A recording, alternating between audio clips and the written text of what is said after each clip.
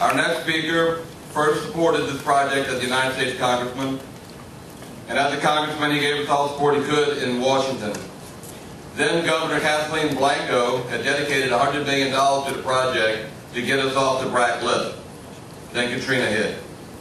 And we had an election, and Governor Bobby Jindal won the election. We quickly met with the governor and explained to him that that $100 million that we had reserved, since the cost of construction and everything from Katrina had gone up, would not be enough to secure Marshall Res. He then stepped up to the plate and asked us how much we needed. And we said only another $50 million.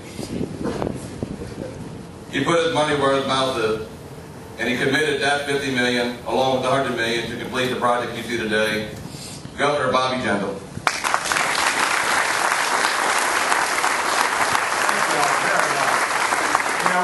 It has been said before, so many people have been thanked. I want to start by thanking the people of Louisiana. I was a congressman when we first got the news from the BRAC Commission that they intended to close this very, very important facility. As you've already heard, the vast majority of communities, once they hear that news, simply accept that fate. And you see in many communities the devastating loss that causes to the economy, to those communities, to those towns. Here in New Orleans, here in Louisiana, the people decided to do something different.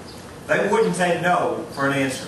Even after they were told time and time again that once BRAC makes its recommendation, once the Department of Defense has made up its mind, it is virtually impossible to change that decision, to change that course. The people of Louisiana said, we're not going to take no for an answer. So I want to start by thanking the people of Louisiana. My involvement in this journey started as a member of Congress when we got that initial plan from BRAC. And then, as you heard from Jeff, I was privileged to also be involved in this project as your governor. Now, certainly this complex has an incredible history. Many of you have read in the paper in the last several days about the fact that on and off there's been a presence here for over 110 years in New Orleans. Over 110 years supporting the Navy, supporting the Marines, supporting our armed forces. But today is not just about history, today is about the future. And certainly we've got a beautiful facility, a beautiful building here. There are many numbers we can talk about. We can talk about the fact that we're retaining 1,600 existing jobs, 400 new jobs just in the short term. Not to mention up to 10,000 new jobs in the long term thanks to Federal City.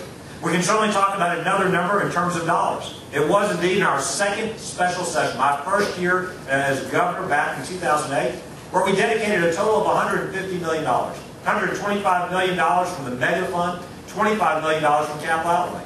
And yes, there was opposition, even as recently as this session. We've had to fight to make sure that we continue to keep dollars in that mega fund to help support critical projects like Federal City.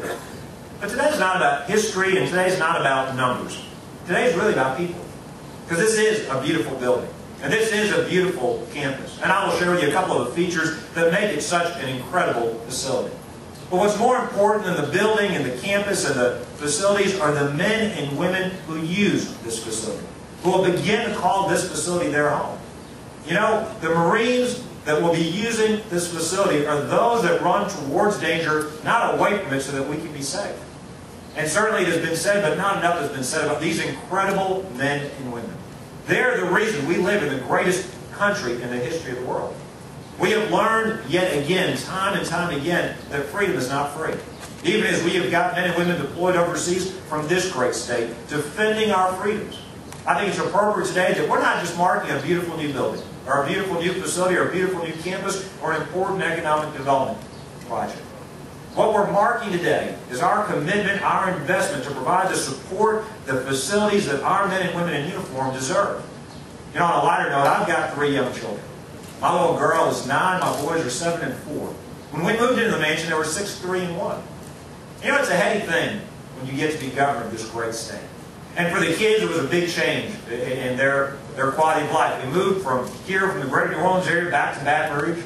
And quickly, they begin to familiarize, they begin to be surrounded by state troopers and others who are all of a sudden a part of their daily lives.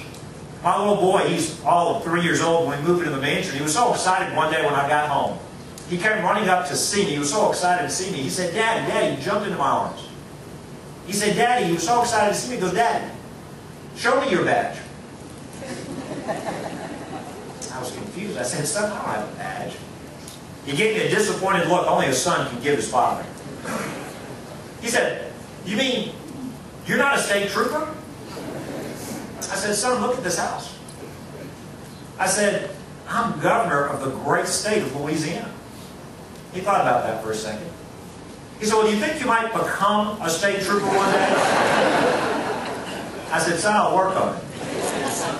He is instinctively fascinated, as many young boys are and young girls are, with those men and women in uniform who run towards danger, not away from it. Indeed, we've got amongst our state troopers, we've got many Marines. I know not to call them former Marines. You're never a former Marine.